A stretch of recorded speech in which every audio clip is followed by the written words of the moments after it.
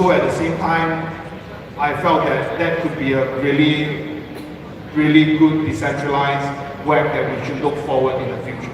Thank you. When you talk about like helping with the productivity for the trainer, I mean a few days ago I also talked to another partner and they were talking about like a lot of people like big brain, you know, they want to share their knowledge, they want to be a teacher, they want to be a professor, but somehow the way they express themselves not that good, but they can kind of like put their brain inside an AI machine and create an AI teacher, and they can choose their whole appearance, their hair, their outfit, their voice, their body language, everything to make them more confident to share their knowledge. That's so crazy. But also, I agree with you. Yeah. I agree. So I have a PhD in productivity science. So we were just chatting with some of the professors on how we can use ChatGPT to the next level. Yeah. Actually, there are a lot of things that can do, and it can certainly replace a lot of human beings, you know, as we move. So it's something exciting. So we just got to work harder to beat the AI. Yeah, but with ChatGPT, if you know how to make the questions properly, you can get the most out of it, right? Did có thể translate a little bit. Với các anh chị của chúng ta ở trong đây thì có ai đã biết qua hoặc sử dụng qua ChatGPT chứ ạ? Vâng, khá là nhiều anh chị đã sử dụng cái phần mềm này đúng không ạ? Với ChatGPT thì anh chị thấy là có thể thao tác cho chúng ta rất là nhiều thứ. Tuy nhiên dạo gần đây thì có thấy là có khá nhiều khóa học để có thể hướng dẫn các anh chị cách sử dụng ChatGPT như thế nào cho hiệu quả nhất. Tất nhiên đó cũng là một bộ máy của công cụ đúng không ạ? Nhưng nếu anh chị biết đặt câu hỏi, biết dẫn dắt thì ChatGPT sẽ đưa ra cho chúng ta nhiều cái sản phẩm nó productivity, có nghĩa là cái sự hiệu suất làm việc của cái con máy tính này nó sẽ tốt hơn nếu chúng ta biết cách đặt câu hỏi.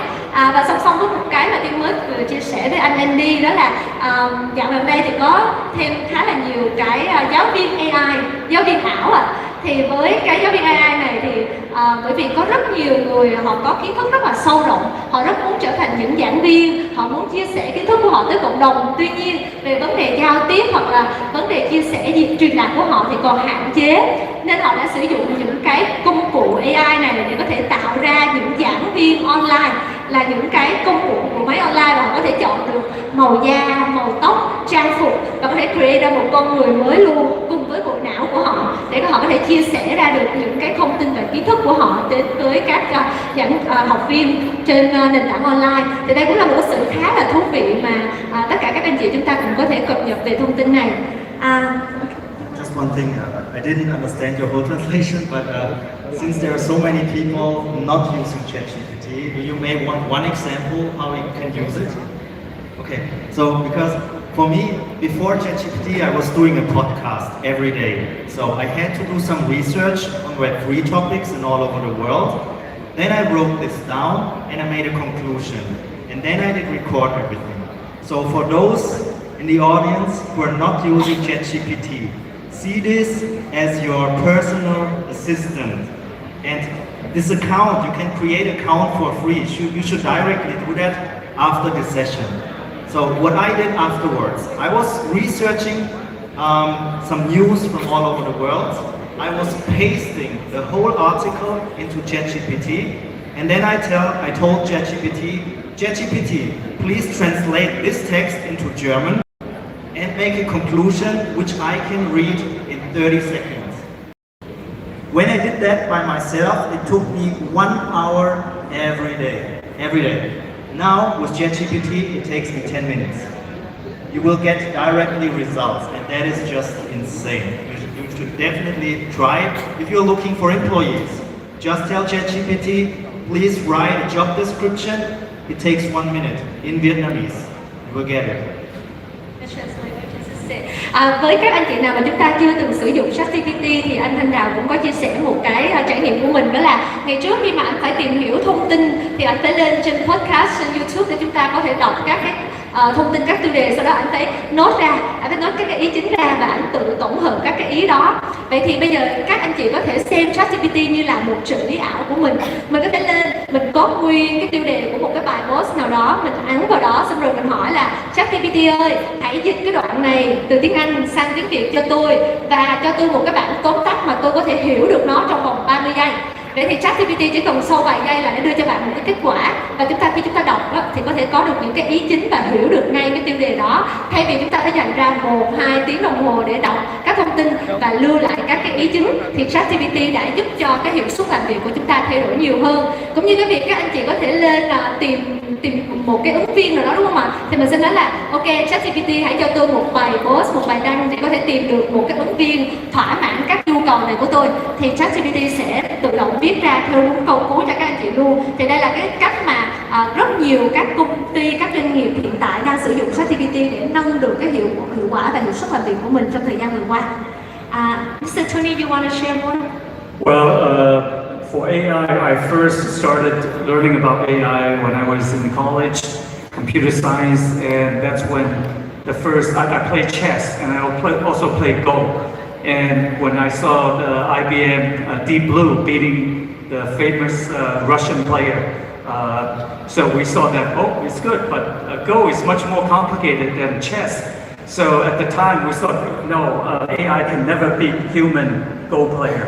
And then with the advent of deep learning, with Google and deep learning and AlphaGo, we saw that yes, the AlphaGo beat the best Go players from Korea and then from China, Kejie, and the best Go player is ranked at the 9th dan, and the latest ranking I heard about AlphaGo is 13th dan. It's way above human level. So we all can learn something about this big improvement in AI. Sometimes the productivity improvement is just kind of scary. When I had my first listed company IPO from Hong Kong on Nasdaq in 2000, we hired 2,000 people for my company to serve as customer service CRM, customer relationship call center managers, call center staff, basically answering customer service calls. And so 20 years later, I feel very bad because these 2,000 people answering telephone calls, their job will very likely be eliminated by technologies like ChatGPT. And in China right now, in Hong Kong too, we all know about TikTok, and there's people, KOLs, performing and selling products on TikTok. And more, now I'm talking to them, they're cloning the human, the real actors, and they're performing 7x24, 365 non-stop, looks like human, but it's actually powered by AI with the script provided by ChatGPT. So in the future, it will be getting more and more difficult to differentiate a human character, human actor, actress from a AI-generated avatar.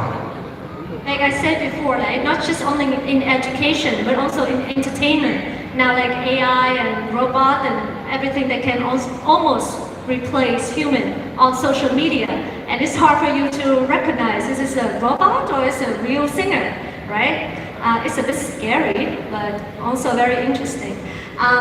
Khi mà chúng ta thấy là nhất là ở Hồng Kông hoặc là Trung Quốc hiện tại thì có rất nhiều KOL, rất nhiều ca sĩ, diễn viên mà khi chúng ta xem qua các nền tảng như là TikTok hoặc là YouTube thì chúng ta không thể phân định được đó là người thật hay là một cái phần mềm AI mà mọi người đã đưa cái script sẵn cho họ.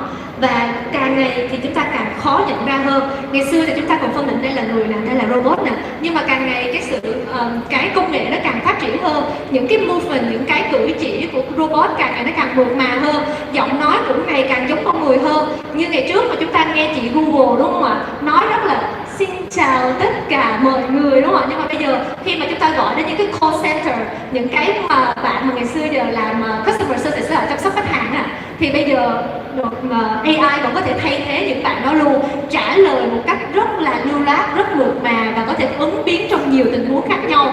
Và các đội ngũ lập trình đã cho những cái cỗ máy này học những cái script đó, để trong những cái tình huống đó là những cái cỗ máy này còn làm tốt hơn cả con người nữa. Vậy thì đây là một điều khá là thú vị, nhưng cũng khá là đáng sợ, bởi vì càng ngày chúng ta cũng sẽ không biết là AI sẽ thông minh đến mức nào.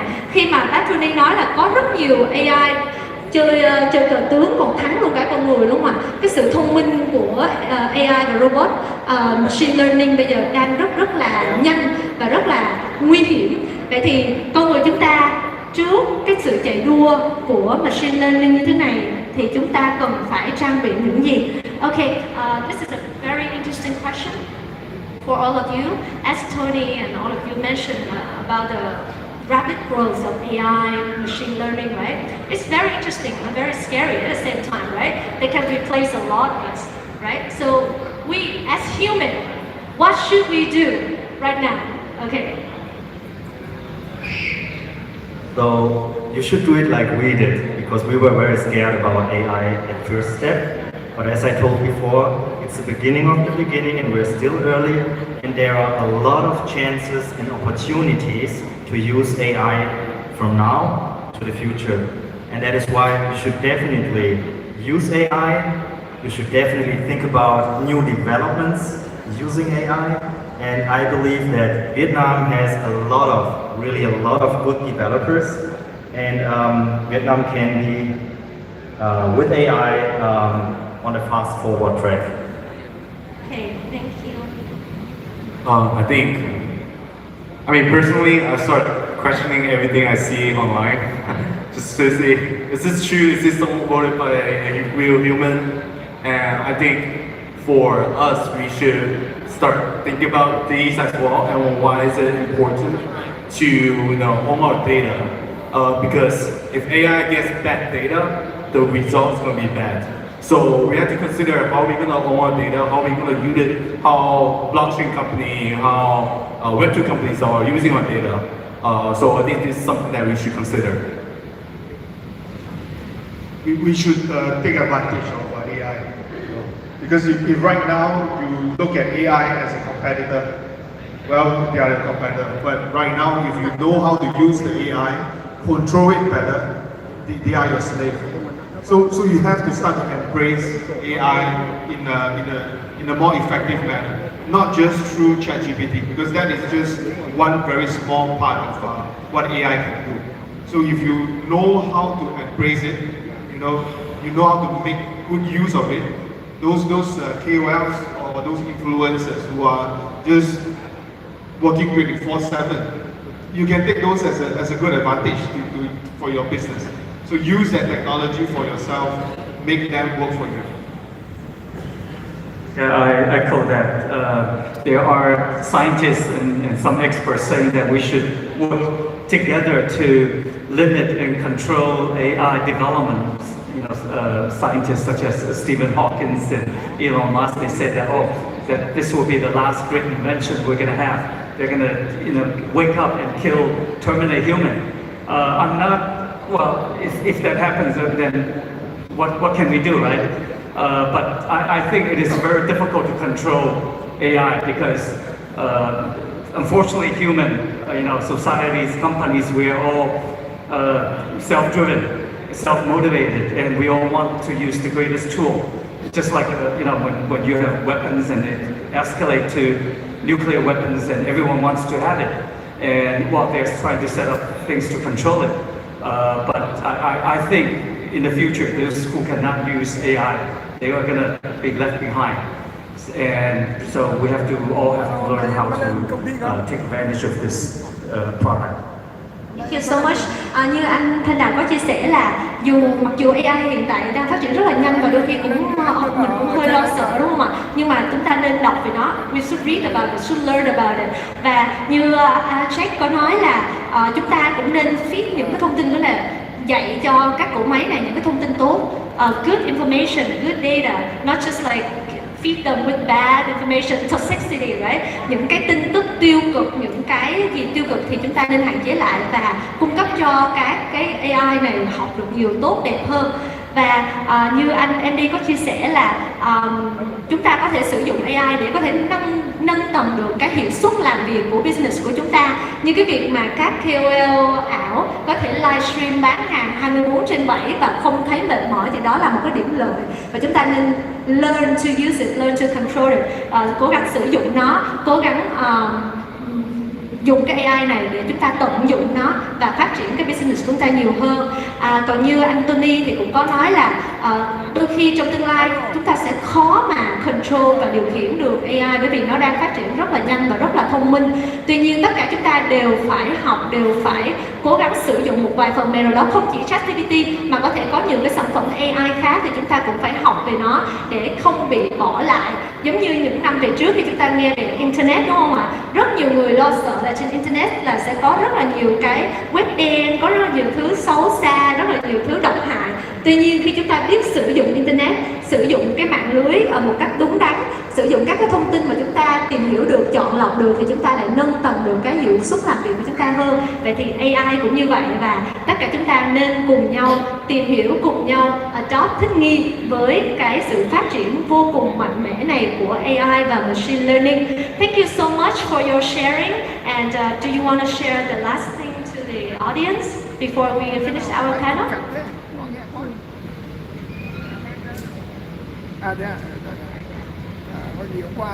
Yeah, just a quick one. As I said, you should definitely dive deeper into the whole market of Web3 and AI, because we are very, very early.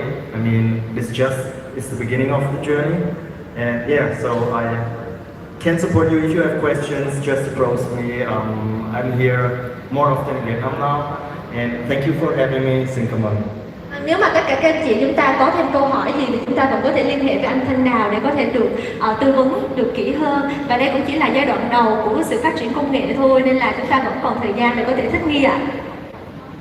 I think we just have to be open-minded, open to new technologies, but also be cautious about what the next technology innovations are. But yeah, really nice talking to you here. Hoping to talk to you guys off the stage as well. Like I mentioned, NFT is actually a gateway for Web3, right? So for those who have not experienced their NFT, PFP photos or their PFP NFT books and things like that, I think what I would suggest is come by Bybit. You know, experience how you can get hold of an NFT without too much of a hassle, right? There's no need for you to remember the private keys and so forth. Just come by, experience, use the NFT and try to learn about Web3 on our platform. Thank you. Nếu mà các anh chị nào muốn tìm hiểu thêm về NFT và cách sử dụng nó một cách dễ dàng, hiệu quả hơn thì chúng ta có thể ghé ngoài của Bybit để được các nhân viên hướng dẫn ạ. I think for Web3 and AI, there's going to be a lot of money to be made by the builders and the community leaders. So I know Vietnam has already made a very big advancement, especially in the GameFi and Metaverse era. And now more and more investors are rushing to invest in AI and Web3 related projects. So let's don't sit around and roll up your sleeves and start building. Một lời chúc cuối của Anthony đến với tất cả các anh chị em builder tại Việt Nam là đang có rất nhiều quỹ đầu tư đang muốn tập trung phát triển vào những cỗ máy AI hoặc là machine learning, thì chúng ta hãy cùng nhau học tập về nó, sử dụng nó và có thể build thêm những sản phẩm tốt hơn từ nền tảng AI. Thank you so much for joining our panel. Wish you a happy day. Thank you so much. Xin được cảm ơn